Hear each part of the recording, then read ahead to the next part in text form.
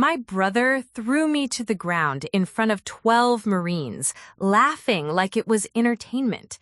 What he didn't know was that I'd spent 3 years mastering a technique that would end his cockiness in less than 5 seconds and change everything between us forever. Before we jump back in, tell us where you're tuning in from. And if this story touches you, make sure you're subscribed, because tomorrow I've saved something extra special for you. I was standing in the rec hall at Camp Pendleton, dust still settling on my uniform, staring at the faces of men who just watched my own flesh and blood humiliate me like I was some weekend warrior playing dress-up. My shoulder throbbed where I'd hit the concrete floor. Blood trickled from my split lip, metallic and warm against my tongue. But what hurt more than the physical pain was the sound echoing in my ears.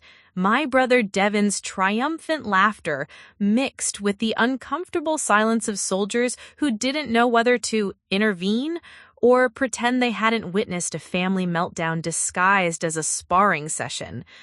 Devon Reeves stood over me, 6'2" and built like the college wrestler he used to be, flexing his hands like he'd just conquered something meaningful. His civilian clothes, designer jeans, and a fitted polo looked obscene in a room full of combat fatigues. He wasn't supposed to be here, military personnel only. But Devon had a way of talking his way into places he didn't belong, especially when it served his ego. "Come on, Riley," he said, using that condescending tone I'd heard my entire life. "I thought the Marines were supposed to make you tough. You're still the same little girl who couldn't even climb the rope in high school gym class." The Marines around us shifted uncomfortably. Staff Sergeant Torres cleared his throat. Corporal Hassan looked like he wanted to step in, but wasn't sure if this was family business or something else entirely. I knew most of these men respected me. I'd earned my place here through sweat, discipline, and more push-ups than I could count. But in that moment, watching Devon brush imaginary dust off his shirt like he'd just taken out the trash, I felt like I was 12 years old again, begging him to let me play basketball with his friends. Let me rewind to how we got here, because this wasn't just sibling rivalry gone wrong. This was the culmination of 26 years of Devon treating me like his personal punching bag, convinced that his gender and 2 inches of height made him inherently superior to everything I'd worked to become. Devon had driven down from Los Angeles that morning, uninvited and unexpected. I was running combat drills with my unit when he showed up at the base gates, somehow charming his way past security with his politician smile and a story about wanting to surprise his hero sister. The same sister he'd spent Thanksgiving dinner mocking for playing soldier while he closed $1 million real estate deals in Beverly Hills. When he found me, I was demonstrating close quarters combat techniques to a group of new recruits. Real techniques. Moves that could disable an opponent in seconds, refined through countless hours of training with some of the best fighters in the military. But Devon saw something different. He saw his little sister playing at being tough, and his ego couldn't resist the opportunity to remind everyone, including me, of what he considered the natural order. "Impressive," he said, loud enough for everyone to hear. "But you're still doing it wrong. Here, let me show you how a real fight works."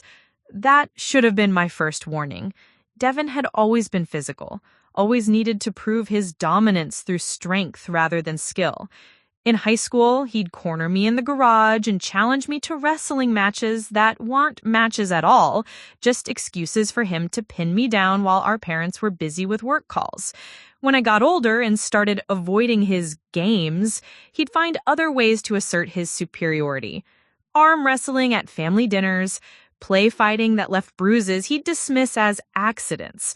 Always with that same laugh, like my pain was the punchline to a joke only he understood. But this was different. This was my world, my earned respect, my uniform. And he was treating it like another one of his playground dominance displays. "Devon, this isn't the place," I said, aware that my voice carried less authority than I wanted. The recruits were watching. Torres was watching. Word would spread through the base in minutes if this got ugly. He stepped closer, invading my personal space with the confidence of someone who'd never faced real consequences. "What's wrong, Riley? Afraid your Marine buddies will see what I already know?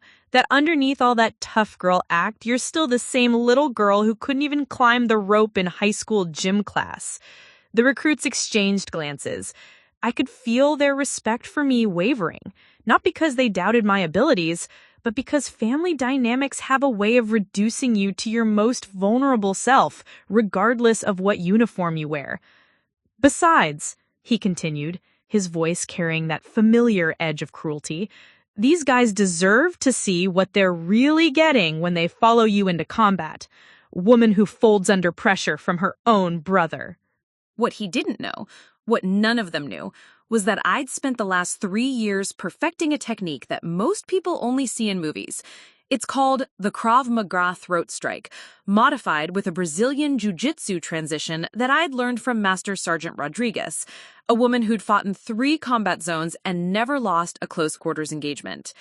It's not flashy, it's not complicated, but executed correctly, it can drop a man twice your size in less than 5 seconds and leave him questioning every assumption he's ever made about strength versus skill.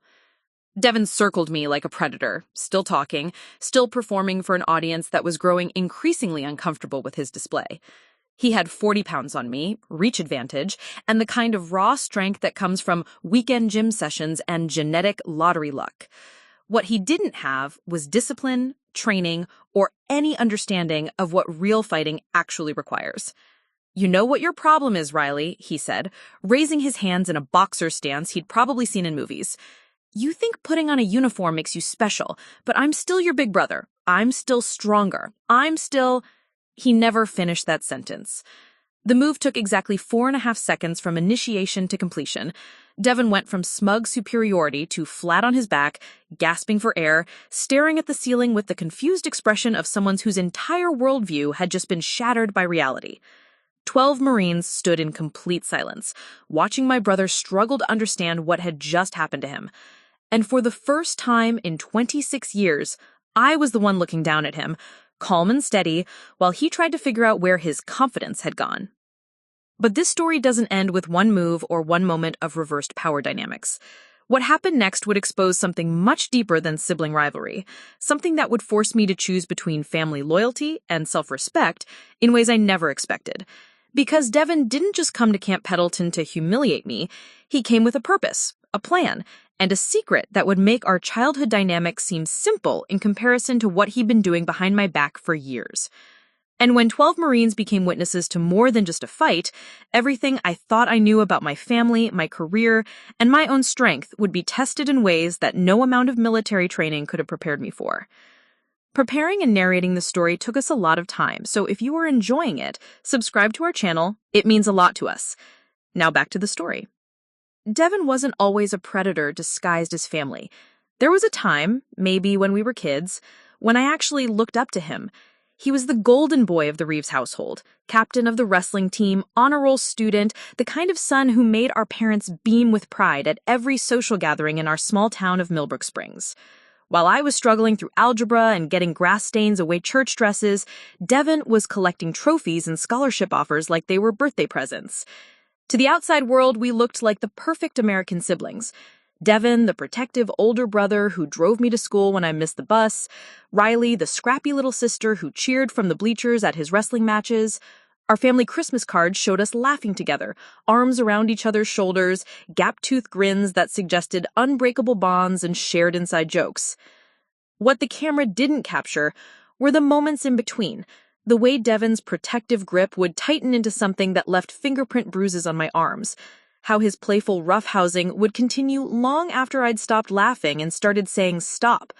The casual cruelty disguised as sibling banter that left me questioning whether I was too sensitive or if something was genuinely wrong with the way he treated me. Our parents, Margaret and Robert Reeves, were busy building their accounting firm from the ground up. Dad worked 16-hour days during tax season. Mom juggled client calls and PTA meetings with the efficiency of a military operation. They loved us, I never doubted that, But their love was expressed through providing opportunities rather than paying attention to dynamics. Devon got wrestling camps and SAT prep courses. I got piano lessons and art supplies. We both got the message that success was measured by achievement, not by the quality of our relationships with each other. Devon mastered that lesson early. He learned to perform care and protection in public while exercising control and dominance in private. When I was 13 and he was 16, he convinced our parents that I needed toughening up because I was too shy, too sensitive, too likely to be picked on at school. High school changed the dynamic, but not the underlying pattern. Devon left for college on a wrestling scholarship to UC San Diego, and suddenly our house felt enormous and peaceful. I could walk through rooms without calculating whether he was in a mood to prove something. I could eat dinner without having to defend my opinions about everything from music to politics to whether I was eating like a girl or sitting like a weakling. For 4 blissful years, I discovered who I was without Devon's constant commentary on who I wasn't. I joined the debate team, started rock climbing, learned that I was actually pretty tough when I wasn't being told I was fragile. I graduated 3rd in my class and had acceptance letters to 3 different universities, all with partial scholarships I'd earned through my own work. That's when Devon graduated with his business degree and moved back home temporarily while he looked for jobs. The peace shattered immediately. "Look at you," he said on his first night back, finding me in the kitchen making a protein shake after my evening run. "Still trying so hard to be something you're not." I was 18, 5'6", and had just completed my first marathon. I could deadlift my body weight and had never felt stronger or more confident in my life. But 5 minutes of Devon's presence and I felt like I was 13 again, defending my right to exist in my own space. "What's that supposed to mean?" I asked, though I knew I was walking into a trap. "All this fitness stuff, the tough girl act, you know you're still the same person who used to hide under the stairs when thunderstorms hit, right? A few miles of jogging doesn't change your basic nature." That night, lying in bed listening to him move around in the room next to mine, I made a decision that would define the next 8 years of my life. I was going to prove him wrong, not through arguments or family therapy sessions, but through actions he couldn't dismiss or diminish. I was going to become someone so genuinely strong that his opinion would become irrelevant. The Marine Corps recruiter came to our high school career fair 2 weeks later. Devon's reaction when I told the family was exactly what I'd expected, and nothing I was prepared for. He laughed. Not the cruel laugh I was used to, but something worse. Genuine amusement, like I just told a particularly absurd joke. "The Marines?" he said, setting down his coffee cup with theatrical precision. "Riley, they're not going to just hand you a participation trophy because you showed up. This is real life, not one of your high school activities where everyone gets to feel special." Mom and Dad exchanged glances. They weren't thrilled about my choice, but they'd learned to respect my decisions after years of watching me exceed their expectations. Devon, however, had no such learning curve. "Look," he continued, leaning back in his chair with the casual confidence of someone who had never had his worldview seriously challenged.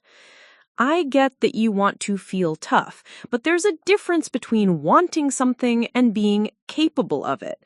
The military isn't going to coddle you because you're someone's little sister."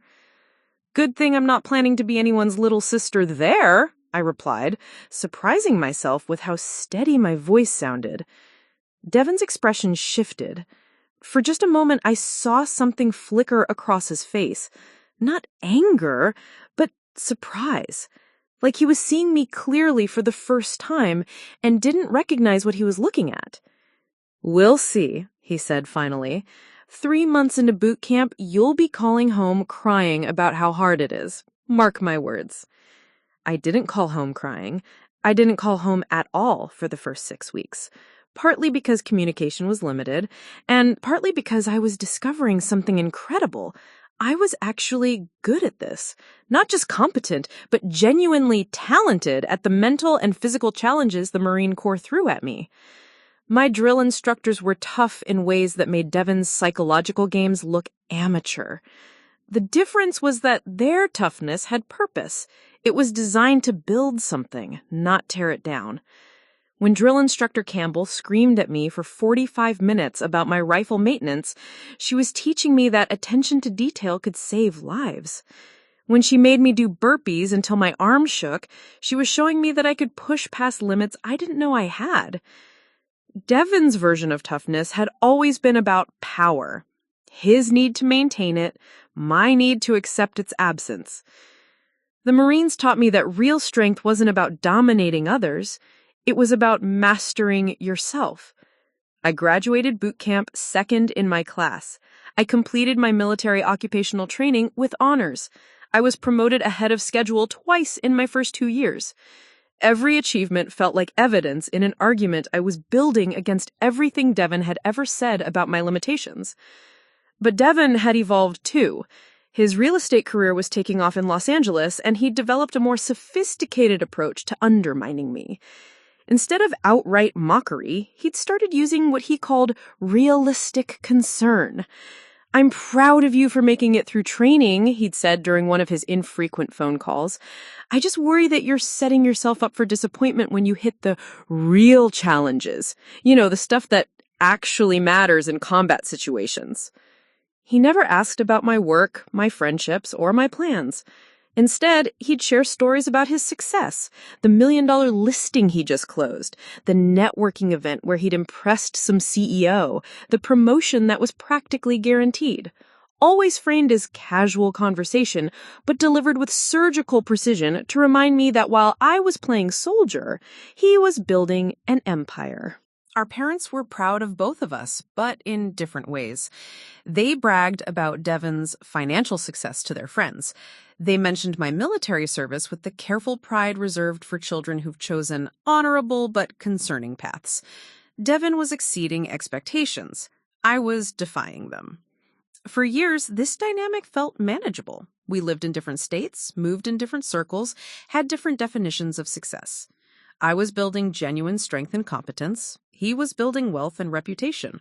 We could coexist as long as we maintained a distance. But distance, I was about to learn, hadn't protected me from Devon's need to win. It had just given him time to find new ways to prove his superiority, methods that went far beyond childhood bullying or adult condescension.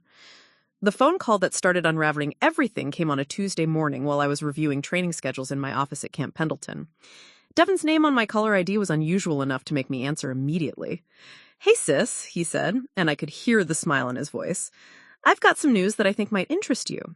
How would you like to meet some of my high-profile clients? I've been telling them about my badass Marine sister, and they're dying to meet you." That should have been my first warning. Devon had never expressed pride in my military career. He'd certainly never used it to enhance his own reputation. But there was something in his voice during that phone call, a tone I hadn't heard since we were kids, almost like excitement, that made me wonder if maybe finally he was ready to see me as an equal rather than a project. Captain Morrison had to approve the civilian visit request personally. Devon's paperwork was suspiciously thorough. Background checks, character references, even a letter from his real estate firm explaining the educational value of exposing successful business professionals to military operations. Everything looked legitimate, professionally prepared, the kind of documentation that suggested this wasn't a spontaneous brotherly visit. "Your brother's quite the networker," Morrison commented, sliding the approved forms across her desk.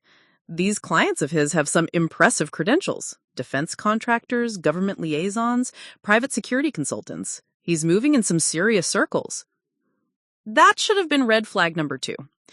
Devon sold luxury condos to tech executives and entertainment industry people. When had he started rubbing shoulders with defense contractors? But I was too focused on the possibility that he finally respected what I'd built to ask the right questions. The morning of the visit, I spent extra time on my uniform inspection. Not because I was trying to impress Devon. I'd learned years ago that his approval was either weaponized or withheld entirely, but because I wanted his clients to see exactly what military excellence looked like. If he was finally ready to acknowledge my achievements, I was going to make sure there was no room for him to qualify or diminish them. Staff Sergeant Torres found me adjusting my ribbons for the 3rd time. "Expecting brass today, Reeves?" Something like that, I said, not wanting to explain the family dynamics involved. My brother's bringing some business associates by, defense industry types, apparently. Torres raised an eyebrow. Your brother's in defense? Real estate, but apparently his client base has expanded. I straightened my collar one final time. Just want to make sure we represent well. We always do, Torres replied, but I caught the slight emphasis on we. He'd been watching me since I arrived at Pendleton. Not because he doubted my abilities, but because he recognized the particular intensity that came with having something to prove. Torres had grown up with 4 older brothers who'd all gone into law enforcement. He understood the weight of family expectations and the even heavier burden of family dismissal. Devon arrived at 0900 sharp, which was unlike him. Punctuality had never been his strength, especially when it came to anything involving me. He was dressed in what I'd learned to recognize as his serious business uniform. Navy suit that probably cost more than I made in a month, Italian leather shoes that had never seen real work, and a watch that caught sunlight like a signal mirror. But it was the 3 men with him that made me pause. These weren't the soft-handed real estate clients I had expected. The first was built like a retired linebacker, with the kind of posture that screamed military background, and eyes that swept the area like he was conducting a threat assessment. The second was smaller, but carried himself with the precise movements of someone trained in combat systems. The third looked like corporate leadership, but had calloused hands and scars on his forearms that suggested his path to executive status hadn't been traditional. Riley, Devon's voice carried across the parking area with manufactured enthusiasm. Come meet the guys I've been telling you about. The introductions were smooth, professional, designed to put me at ease. Marcus Wright, private security consultant. James Chen, defense contractor specializing in personnel training. David Blackstone, government liaison for veteran transition programs. They shook my hand with the firm grip of people who understood military culture, asked intelligent questions about my MOS and deployment history, complimented the base facilities with the knowledge of men who'd seen similar operations worldwide. Devon's told us quite a bit about your service record, Wright said, his tone respectful but appraising. Impressive trajectory for someone so young. Not everyone adapts to military discipline the way you have. Something about the way he said adapts bothered me, but I couldn't pinpoint why. It felt like there was a subtext I was missing, a conversation happening beneath the polite surface exchanges.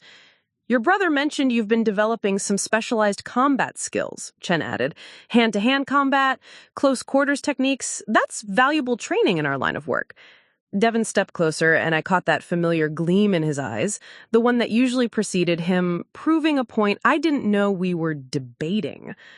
Riley's always been a quick study, though I keep telling her there's a difference between controlled training environments and real-world applications. There it was, the setup I should have seen coming. Devon hadn't brought these men to see my achievements. He'd brought them to witness him demonstrate my limitations. But why? What did these defense contractors care about whether Devon could physically dominate his Marine sister? I'd love to see some of those techniques in action, Blackstone said, casually, as if he was asking about the weather, if you wouldn't mind a demonstration. We're always interested in learning from active military personnel. Torres appeared at my elbow. Is there something I can help you gentlemen with? Just a friendly exhibition, Devon said quickly. Riley was about to show us some of the hand-to-hand combat training you Marines are famous for. Nothing formal, just sibling sparring like we used to do as kids. Torres's expression didn't change, but I felt his attention sharpen. He'd served long enough to recognize the difference between legitimate professional interest and something else.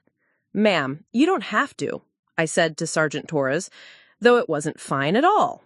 Something was wrong with this entire situation, but I couldn't identify the specific threat. Devon's clients were watching me with the clinical interest of men evaluating a piece of equipment. Devon himself was practically vibrating with anticipation. Excellent, Wright said. We'd be happy to observe in whatever space is appropriate. That's how he ended up in the rec hall. Torres had insisted on proper flooring and adequate space, treating this like an official demonstration rather than the family drama it was rapidly becoming. Word spread quickly through the base. Informal combat exhibitions were rare and usually entertaining. By the time we'd changed into appropriate gear, a small crowd had gathered. 12 Marines, to be precise. Men and women I'd trained with, served alongside, and earned respect from through consistent performance and professional excellence. They were expecting to see their colleague demonstrate technical proficiency to some civilians. They had no idea they were about to witness a family confrontation disguised as military exhibition. Devon had changed into workout clothes that looked suspiciously prepared. Moisture-wicking fabric, proper athletic shoes, gear that suggested this moment had been planned rather than spontaneous. He stretched and warmed up like someone preparing for actual combat, not casual sparring between siblings. "Ready, little sister?" he asked, loud enough for everyone to hear. "Let's show these gentlemen what real Marine training looks like." The endearment hit me like a slap. Devon hadn't called me little sister in years, not since I'd grown tall enough to look him in the eye and strong enough to make his casual, physical domination more work than it was worth. Using it now in front of my peers and his business associates was deliberate psychological warfare. But I was a Marine. I'd been trained to function under pressure, to maintain composure when everything inside me was screaming warnings, so I nodded calmly and moved to the center of the mat, ignoring the way my pulse had kicked into high gear and my hands had started to sweat. "Basic defensive techniques," I said, addressing Devon, but speaking loud enough for the observers. "Standard military training scenarios." "Oh, I think we can do better than basic," Devon replied, and there was something in his voice now that I recognized from childhood, the particular cruelty that emerged when he had an audience he wanted to impress. "How about some real sparring? Show these guys what happens when theory meets practice." Wright, Chen, and Blackstone watched from the sidelines with expressions I was beginning to understand weren't professional curiosity. They were evaluating something specific, measuring some quality in me that related to whatever business they had with Devon. This wasn't about military techniques or combat training. This was about control. Specifically, Devon's ability to assert it over someone the outside world viewed as formidable. These men needed to see him dominate a decorated Marine in order to believe something else. Something about his capability in areas that had nothing to do with real estate and everything to do with power dynamics I was only beginning to glimpse. Tora stepped forward. "If we're doing live sparring, I need to establish safety protocols." "No need, Sergeant," Devon said, circling me like a predator who'd been planning this hunt for months. "Family rules. We know each other's limits." That's when I realized Devon didn't know my limits at all. He was operating from 8-year-old data, memories of a teenage girl who'd never learned to fight back effectively. He had no idea what 3 years of advanced combat training had done to my reflexes, my technique, my absolute refusal to be anyone's victim ever again.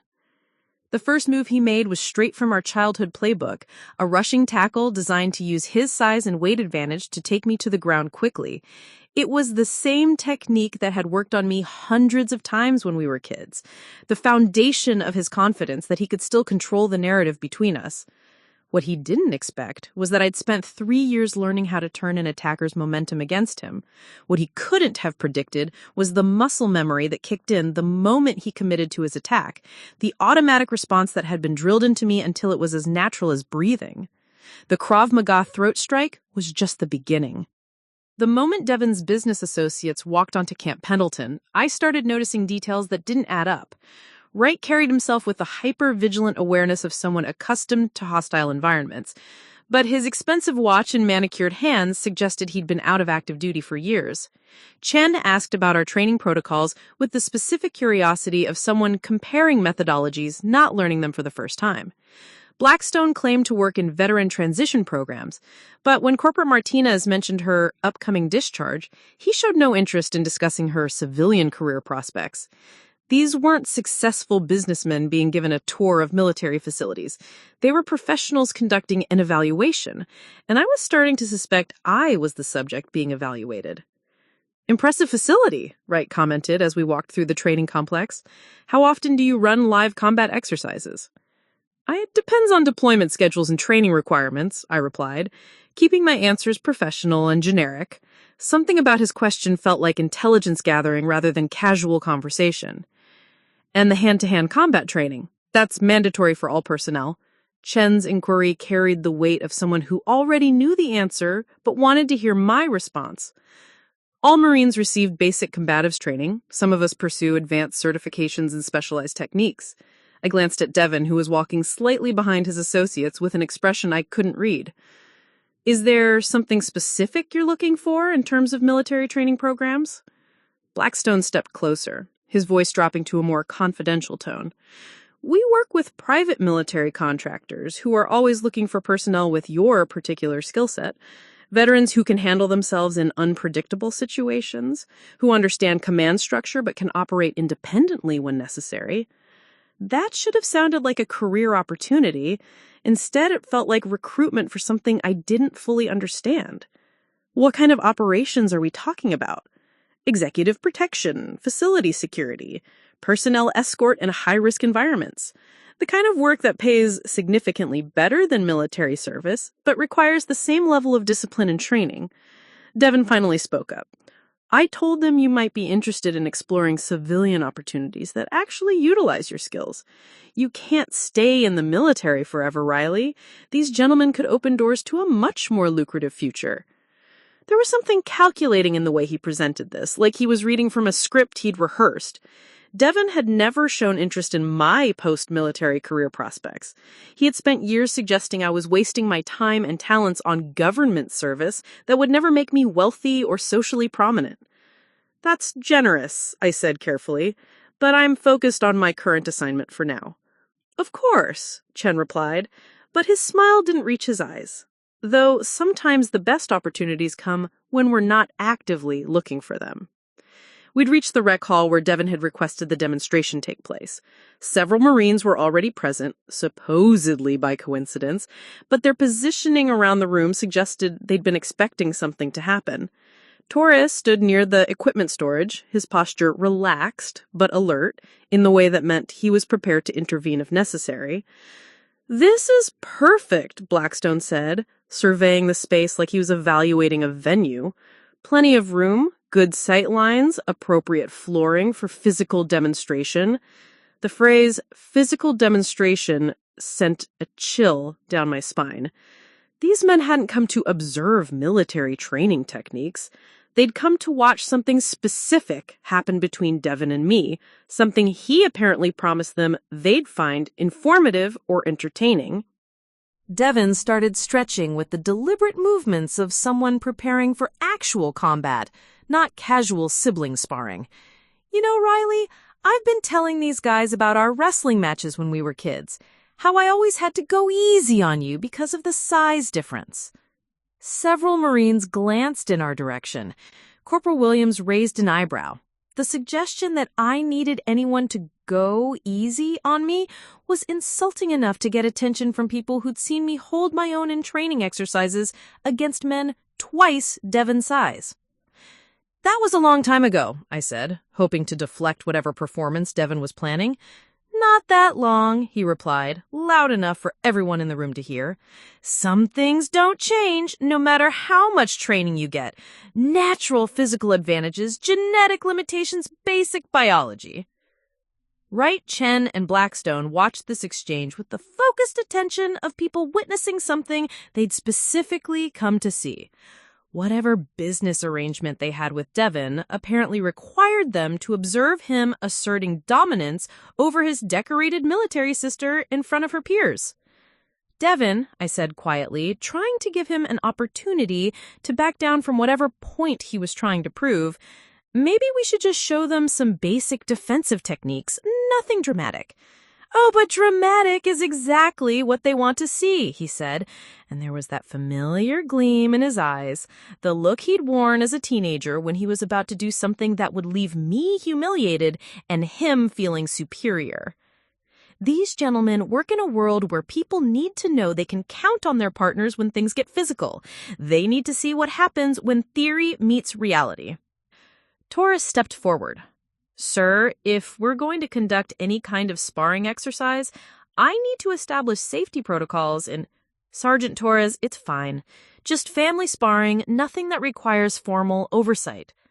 I should have listened to Torres.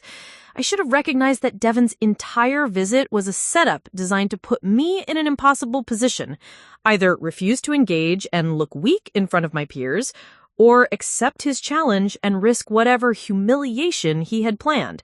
But I was a Marine, trained to meet challenges head on, and Devon knew exactly which buttons to push to ensure I'd walk into his trap. Excellent, Wright said, settling into a position where he had a clear view of the mat area. We're always interested in observing how different training methodologies translate to real-world applications. Chen and Blackstone flanked him, creating a tribunal of evaluation that made the space feel less like a casual demonstration and more like a formal assessment. Other Marines had drifted closer, curious about the civilian visitors and the increasingly tense dynamic between Devon and I. Just like old times, little sister, Devon said, using that endearment again with deliberate psychological impact. Remember our ground rules? No crying, no quitting, no running to mom and dad when you lose? The casual cruelty in his voice transported me back to every childhood encounter where he'd used his size and age advantage to establish dominance, then dismissed my protests as weakness or oversensitivity. But I wasn't 13 anymore. I wasn't trained, unprepared, or unaware of my own capabilities. I remember, I said, moving to the center of the mat with the calm confidence of someone who'd spent 3 years learning to defend herself against opponents who were bigger, stronger, and more experienced than my real estate developer brother. Devon circled me with predatory satisfaction, playing to his audience of business associates who apparently needed to witness this specific dynamic in order to finalize whatever arrangement they had with him. He was performing dominance, demonstrating control, proving something about his ability to manage outcomes even when those outcomes involved his decorated military sister. What he didn't know was that I'd spent the last 3 years preparing for exactly this moment, not consciously, but as a natural result of military training that had transformed me from someone who accepted victimization to someone who ended it quickly and definitively. Ready? He asked, flexing his hands and settling into a wrestling stance that had intimidated me for most of my life. Ready, I replied, accessing the muscle memory of 1,000 training sessions that had taught me how to turn an attacker's confidence against him. Devon's first move was exactly what I had expected. The same rushing tackle that had worked on me countless times when we were teenagers. He committed fully to the attack, using his weight and momentum to drive me backward toward the ground, confident that size and aggression would overwhelm whatever defensive techniques I'd learned in the military. He had no idea that his entire approach was based on outdated information, that the sister he was trying to dominate had been replaced by someone who could end aggressive encounters in seconds, rather than enduring them for minutes. The Krav Maga throat strike I'd perfected under Master Sergeant Rodriguez's instruction was designed for exactly this scenario, a larger opponent who relied on brute force and expected submission rather than skilled resistance. The technique required precise timing, controlled power, and absolute commitment to the counterattack. Devon provided the timing. By overcommitting to his tackle, I provided the precision, power, and commitment that left him gasping on the floor 4.5 seconds later, staring at the ceiling with the shocked expression of someone whose fundamental assumptions about power and control had just been shattered by reality. 12 Marines stood in complete silence, witnessing not just a reversal of sibling dynamics, but a demonstration of what happened when someone mistook past vulnerability for permanent weakness. Wright, Chen, and Blackstone exchanged glances that suggested they hadn't expected this outcome either. Whatever they'd come to evaluate, my rapid and decisive victory over Devon was apparently not part of the planned script. But this wasn't just about one technique or one moment of reversed power dynamics. The real revelation was still coming. The discovery of why these men had needed to witness this confrontation, what business arrangement required them to see Devon's ability to control his military sister, and how my refusal to play the victim was about to expose something much larger and more dangerous than family dysfunction disguised as sparring practice. The silence that followed Devon's collapse was deafening.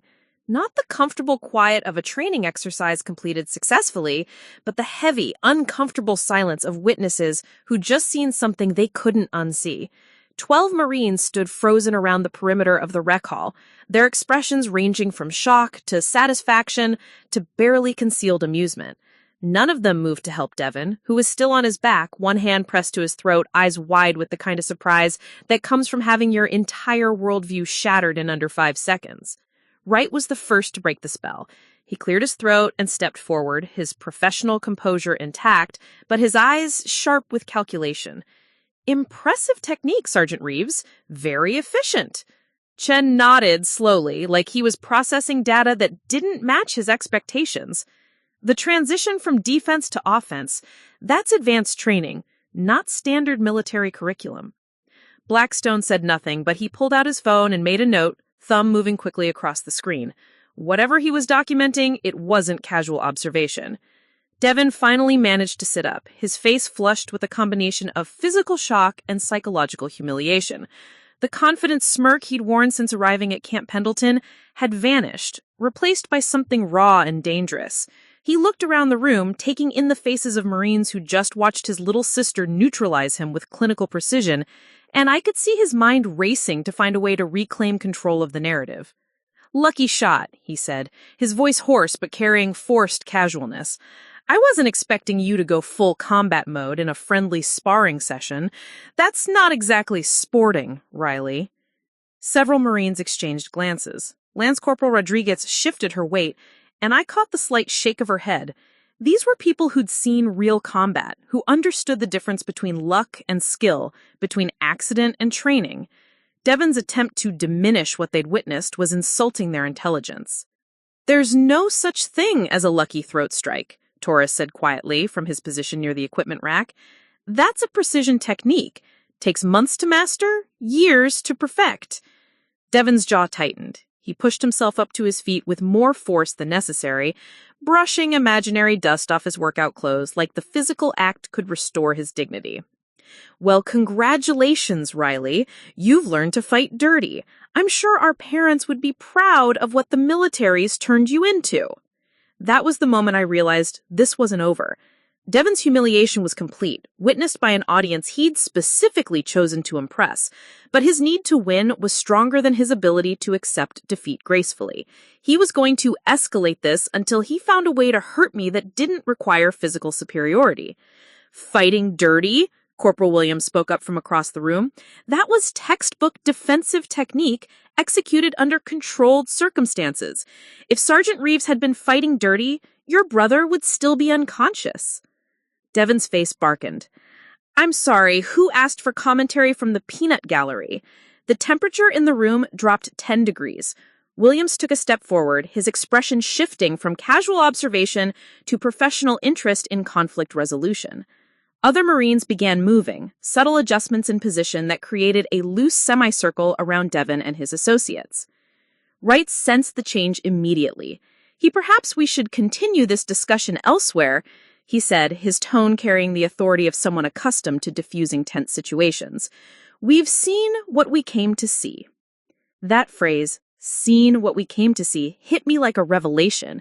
They hadn't come to Camp Pendleton to meet a decorated Marine or explore business opportunities.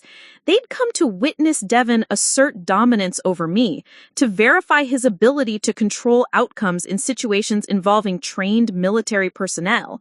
My rapid and decisive victory over Devon had disrupted whatever assessment they were conducting, whatever business arrangement required them to believe in Devon's ability to manage people through intimidation and physical superiority.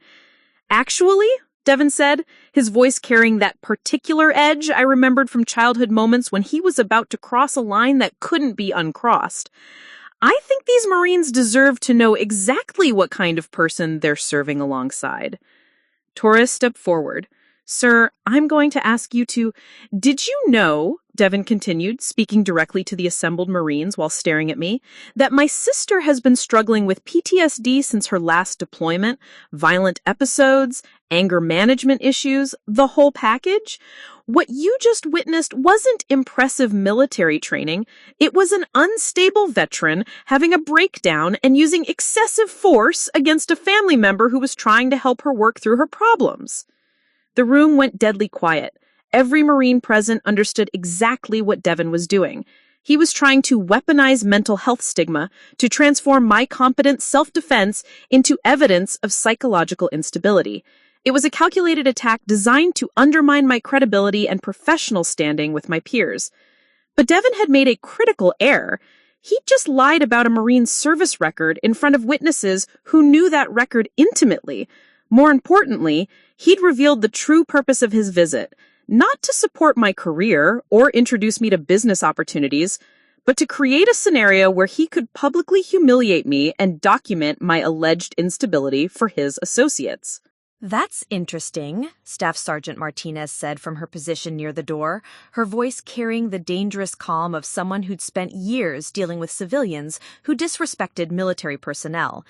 Because Sergeant Reeves has never been diagnosed with PTSD, has never had a violent episode on base, and maintains one of the cleanest disciplinary records in her unit.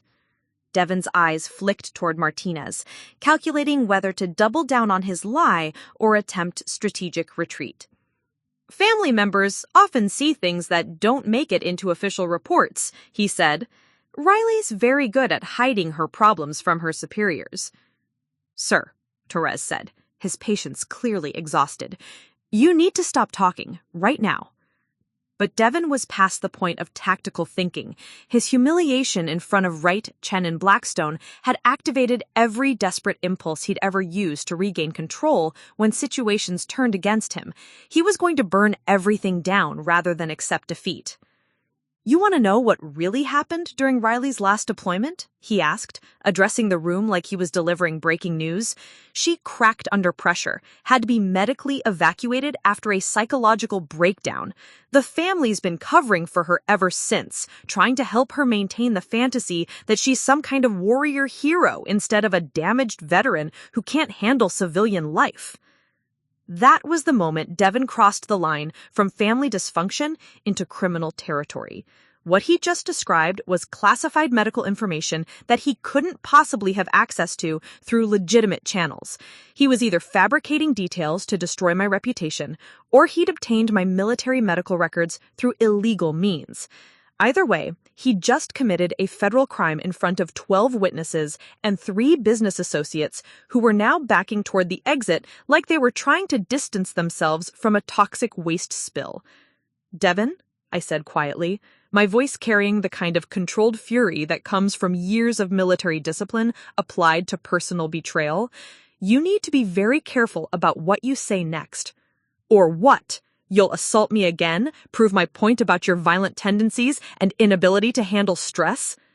Wright cleared his throat.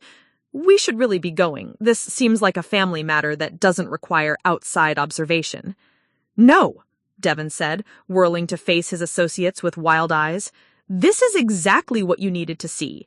This is what happens when you trust someone like Riley with real responsibility. She breaks under pressure, she lies about her capabilities, and she uses violence to solve problems she can't handle intellectually."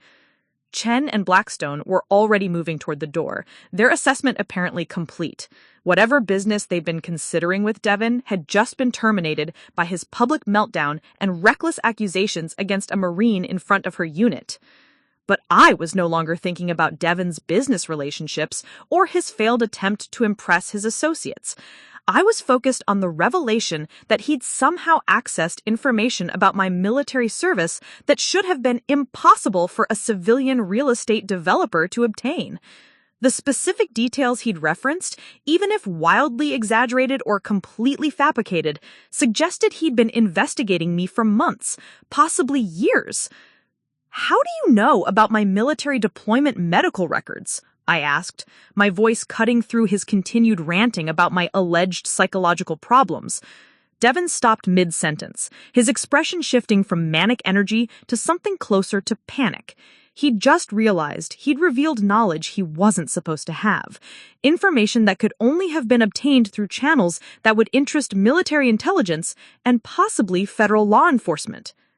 Family members are entitled to certain information when— No, Torres interrupted, his tone carrying the authority of someone who understood military regulations better than most lawyers.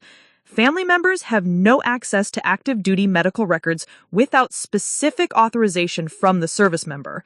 What you just described would require either official clearance or illegal data acquisition. The Marines around us were no longer watching a family dispute. They were witnessing what appeared to be evidence of federal crimes committed against one of their own by a civilian who'd gained access to their base under false pretenses.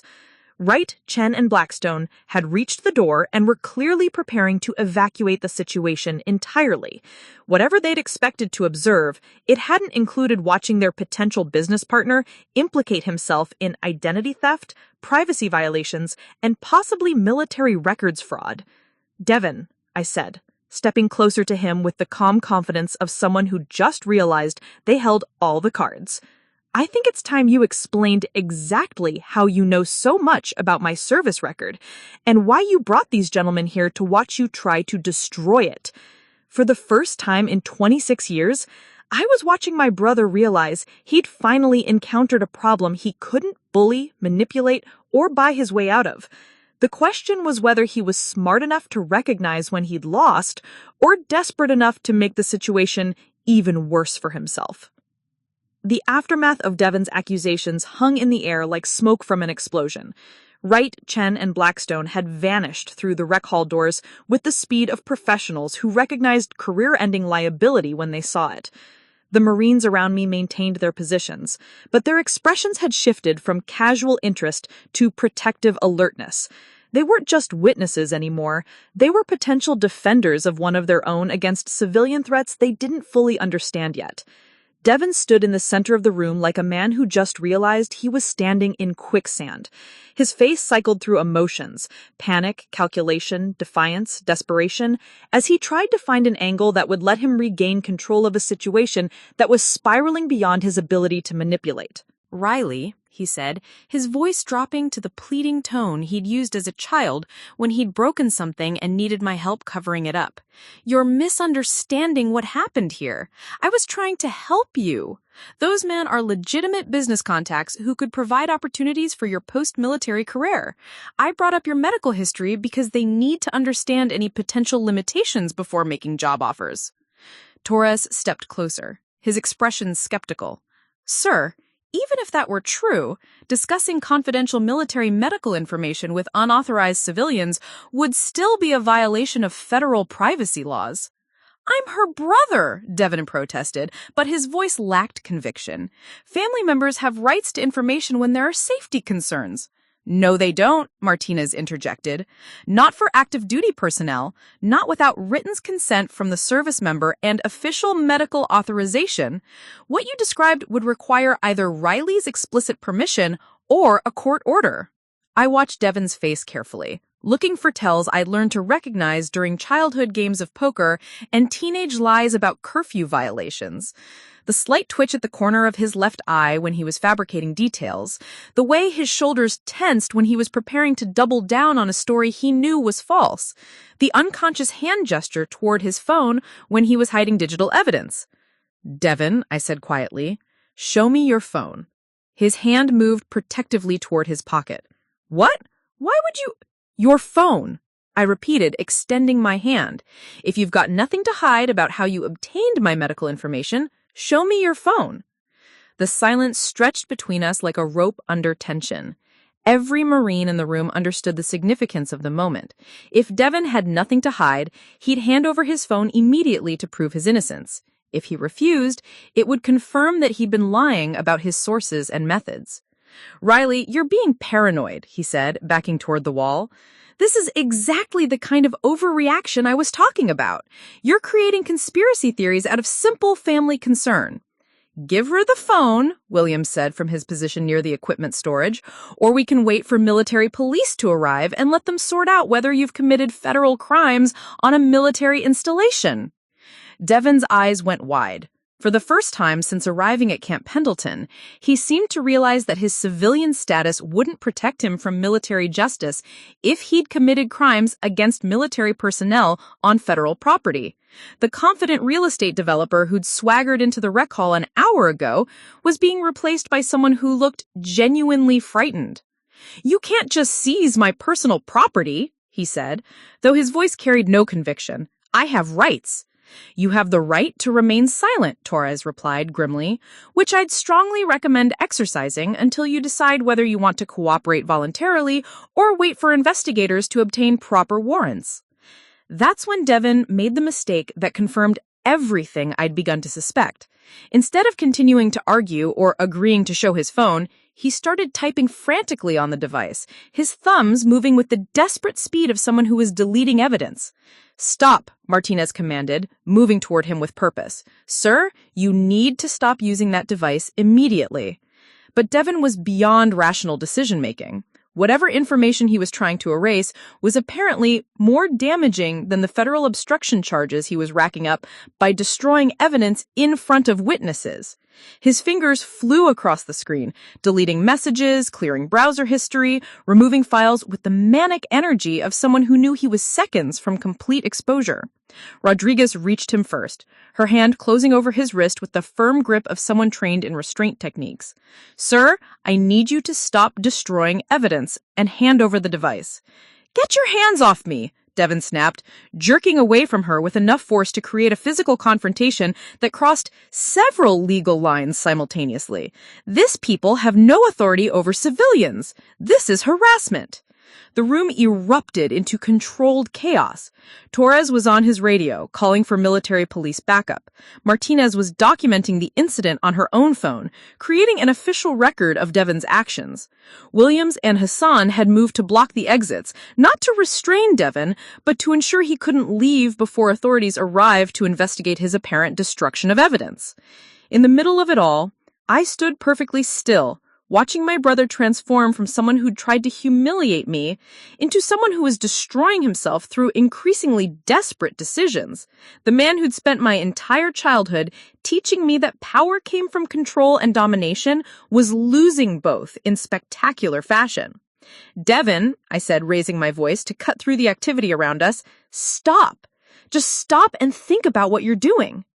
He looked at me with the wild eyes of someone who'd bet everything on a single hand and watched it collapse. "You don't understand, Riley. You never understood. This was supposed to be simple. You were supposed to stay in your lane, accept your limitations, let me handle the bigger picture." "What bigger picture?" I asked, though I was beginning to piece together an answer that made my stomach turn. "Those men," he continued, "they weren't potential employers, were they? They were evaluating something else, something that required them to see you dominate me in front of witnesses." Devon's expression shifted from panic to something closer to defeated rage. "You always had to be the hero, didn't you, Riley? Couldn't just accept that some of us have bigger plans, more important work to do. Had to prove yourself, had to show off, had to ruin everything with your need to be special." The pieces were falling into place with sickening clarity. Devon hadn't brought legitimate business contacts to meet his decorated military sister. He'd brought clients or partners who needed to verify his ability to control and manipulate trained military personnel. The demonstration hadn't been about my combat skills. It had been about his influence over me. "What kind of work requires you to prove you can manipulate your sister?" I asked. Torres appeared at my elbow, his radio crackling with updates about military police response times. "Ma'am, we need to preserve the scene until investigators arrive. Whatever your brother was involved in, it's beyond family drama now." Devon seemed to deflate as the reality of his situation settled over him. The confident manipulation tactics that had worked on family members and real estate clients were useless against military personnel trained to identify and counter deception. His attempts to control the narrative had backfired spectacularly, creating evidence trails that would interest federal investigators. "They offered me a contract," he said finally, his voice barely audible. "Consulting work for private military contractors, high-level clients, government connections, more money than real estate ever generated. But they needed to know I could handle difficult situations, personnel management in challenging environments." "Personnel management," Martinez repeated flatly. Is that what we're calling it? Riley was supposed to be my demonstration case, Devon continued, apparently past the point of strategic thinking. Successful control of a trained military asset through psychological leverage and family dynamics. If I could manage her, I could handle any personnel challenges their clients might present. The room fell silent as the implications sank in. Devon hadn't just tried to humiliate me for personal satisfaction. He'd attempted to use our family relationship as credentials for work involving the control and manipulation of military personnel in private sector operations that sounded uncomfortably close to human trafficking or mercenary recruitment. My medical records, I said, understanding flooding through me like ice water.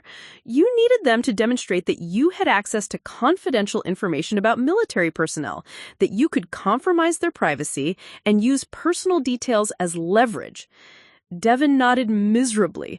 They wanted proof that I could obtain actionable intelligence on targets, that I understood how to exploit psychological vulnerabilities in trained operatives. Torres was already back on his radio, his voice carrying the urgency of someone who just realized they were dealing with potential national security violations rather than simple family dysfunction. The military police response was being upgraded to include investigators specializing in counterintelligence and civilian threats to military personnel. I looked at Devon, this man who'd shared my childhood, who'd taught me to ride a bicycle and helped me with math homework, who had apparently been preparing to sell his ability to manipulate and control military personnel to the highest bidder.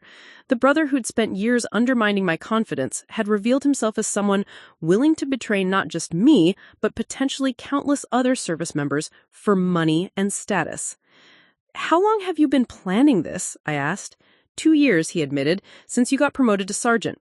Wright's firm started recruiting me then, said they needed someone with family connections to active military personnel, someone who understood how to leverage personal relationships for operational advantage. The betrayal was complete, comprehensive, and apparently premeditated. Every conversation we'd had, every family gathering, every moment of what I had interpreted as normal sibling interaction had been Devon gathering intelligence and refining his approach to controlling me. But he'd miscalculated catastrophically. The sister he'd been studying and preparing to manipulate was the person I used to be, not the Marine I'd become. And now 12 witnesses and a growing number of military investigators were about to discover exactly what happened when someone tried to weaponize family relationships against trained military personnel. The question was no longer whether Devon would face consequences for his actions.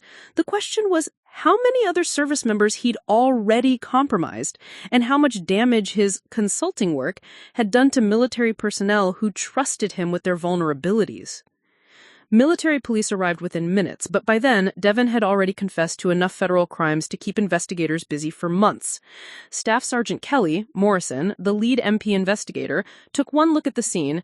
Devon slumped against the wall with his phone in evidence custody, 12 Marines providing witness statements, and me standing calmly in the center of it all, and immediately called for backup from the Naval Criminal Investigation Service. "Sergeant Reeves, I need you to walk me through exactly what happened here, starting from when your brother first requested permission to visit the base." I gave her the facts, chronically and completely. Devon's sudden interest in my military career, the suspicious credentials of his business associates, his attempt to stage a public humiliation disguised as sparring practice, the revelation of his illegal access to my medical records, his confession about using me as a demonstration case for private military contractors who needed proof he could control trained military personnel. Morrison's expression grew darker with each detail. "This Wright, Chen, and Blackstone, do you have any information about their company affiliations or specific business interests?" I replied they identified themselves as private security consultants and defense contractors, but their questions and behaviors suggested they were evaluating Devon's ability rather than exploring legitimate business opportunities. "We'll need to trace their connection to your brother and determine whether they're part of a larger operation targeting military personnel. Your brother may have been recruited as an asset for intelligence gathering or human trafficking purposes." The phrase human trafficking hit me like a physical blow. I'd been thinking in terms of betrayal and manipulation, not organized criminal enterprise. But Morrison's assessment made horrifying sense. Devon hadn't just been trying to prove he could control me. He'd been demonstrating his ability to compromise and deliver military personnel to clients whose intentions were almost certainly illegal. There's more, I said, pulling out my own phone. Devon mentioned he's been working on this for 2 years. That suggests he may have targeted other service members during that time. Morrison nodded grimly. We'll be conducting a full investigation into his activities, including any other military personnel he may have approached or compromised. This could be part of a broader network exploiting family connections to access classified information and manipulate active duty personnel. Over the next several hours, the scope of Devon's activities became clear through digital forensics and witness testimony.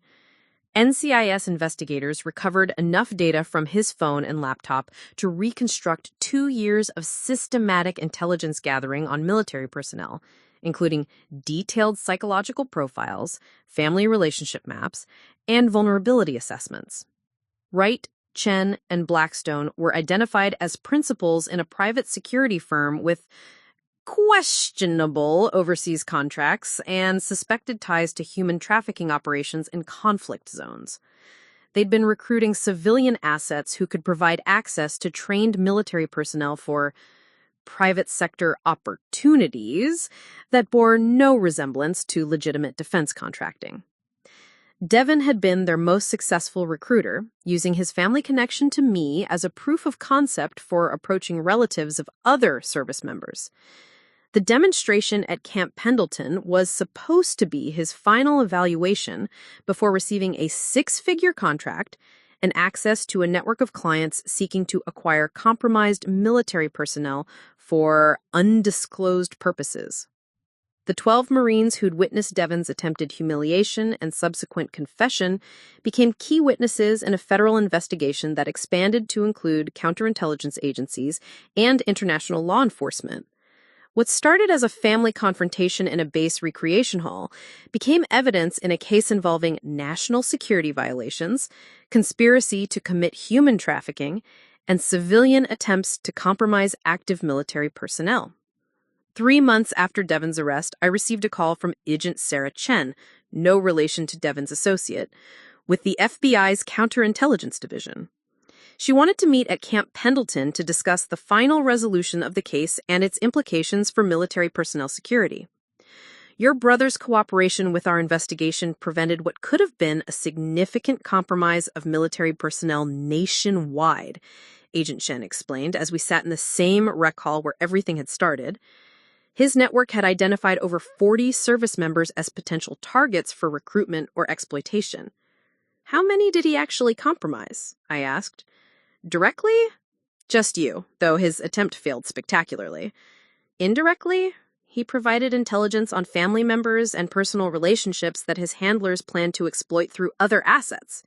Your confrontation with him shut down an operation that could have affected dozens of military careers and potentially compromised national security. She handed me a folder containing the final disposition of Devon's case. Federal charges for conspiracy, identity theft, attempted human trafficking, and violations of military personnel privacy. He'd accepted a plea agreement that included a 20-year sentence in exchange for full cooperation with ongoing investigations into the broader network. Wright, Chen, and Blackstone had been arrested attempting to flee the country and were facing additional charges related to international human trafficking and conspiracy against military personnel. Their client list included foreign nationals and private military corporations with interests in obtaining compromised American service members for operations that violated multiple international laws. The technique you used to disable your brother, the witnesses who supported you, the way you recognized and responded to the threat, it created a perfect case study in how military training can protect personnel from civilian attempts at manipulation and control. I thought about that moment in the rec hall, the 4.5 seconds that had reversed a lifetime of family dynamics and exposed a criminal conspiracy in the process. Devon had expected me to be the same vulnerable teenager he had dominated for years. Instead, he'd encountered a Marine who'd been trained to identify threats and neutralize them efficiently. What happens now? I asked. Now you go back to your normal duties with the knowledge that your actions protected not just yourself, but potentially dozens of other service members who are being targeted by this network. Your brother chose to see your military training as weakness to exploit. You proved it was strength that couldn't be compromised. 6 months later, I was selected for promotion to staff sergeant ahead of the normal timeline. Captain Morrison cited my exemplary performance under pressure and decisive action in protecting military personnel from civilian threats in her recommendation. The 12 Marines who'd witnessed Devon's downfall had all provided statements supporting my promotion, emphasizing my professionalism and competence during an unprecedented situation. But the real resolution came in a letter I received from Lance Corporal Jennifer Rodriguez, one of the Marines who'd been present during the confrontation. She'd since completed advanced combat training and was preparing for deployment overseas. She wrote, "Watching you handle your brother that day taught me something important about strength. It's not about proving you're tough to people who doubt you. It's about being so secure in your abilities that other people's opinions become irrelevant. Your brother spent years trying to convince you that you were weak, and when it mattered most, you showed him exactly how wrong he was." I kept that letter in my desk drawer next to the official commendation I'd received for my role in exposing the human trafficking network. Both documents reminded me that strength isn't inherited or gifted. It's built through discipline, training, and the refusal to let anyone else define your limitations. Devon was scheduled to serve 18 years after credit for cooperation and good behavior. I hadn't spoken to him since his sentencing, and I had no plans to do so. Our parents had initially tried to maintain contact with both of us, but the full scope of his crimes against military personnel had eventually convinced them that his actions were beyond family forgiveness. 2 years after the confrontation, I was approached about teaching combat techniques to other Marines, sharing the skills that had allowed me to neutralize a threat in seconds and protect my career from someone who'd spent years planning to destroy it. The irony wasn't lost on me. Devon had tried to use my military training as evidence of instability and violence, when in reality it had been the source of the discipline and precision that ended his criminal career. Standing in the same rec hall where everything had changed, teaching defensive techniques to a new group of Marines, I reflected on how completely the power dynamic between Devon and me had been reversed. He'd spent our entire childhood teaching me that strength came from dominating others, that power was measured by your ability to control people weaker than yourself. The Marines I trained understood something Devon never could. Real strength comes from protecting others, from using your abilities to prevent harm rather than inflict it, from building people up instead of tearing them down. The technique that had left him gasping on the floor wasn't about violence or dominance. It was about ending a threat as quickly and efficiently as possible so that everyone could go home safely. One move, 4.5 seconds, 26 years of psychological manipulation ended, a federal criminal network exposed, and dozens of military personnel protected from exploitation. That's what happened when someone mistook past vulnerability for permanent weakness, when they failed to recognize that the person they'd been tormenting had grown into someone who couldn't be controlled, compromised, or intimidated. Devon had challenged me to a fight expecting to win through size, aggression, and psychological warfare. Instead, he'd encountered precision, training, and the unshakable confidence that comes from knowing exactly who you are and what you're capable of achieving. The 12 Marines who witnessed that moment understood they weren't just watching a family conflict resolve itself. They were seeing proof that military training, discipline, and character development could overcome any civilian attempt to exploit or manipulate trained personnel. And I learned something too. The little girl who used to hide from thunderstorms and accept her brother's cruelty had been replaced by a Marine who could protect herself and others from threats much more dangerous than family dysfunction. Devon's attempt to prove I was still weak had instead demonstrated exactly how strong I'd become, not just physically, but mentally and emotionally resilient enough to turn his attack into evidence that would protect other service members from similar exploitation. That's what real victory looks like. Not dominating others, but becoming so strong that their attempts to harm you end up harming only themselves. Up next, you've got 2 more standout stories right on your screen. If this one hits the mark, you won't want to pass these up. Just click and check them out. And don't forget to like, subscribe, and turn on the notification bell so you don't miss any upload from us.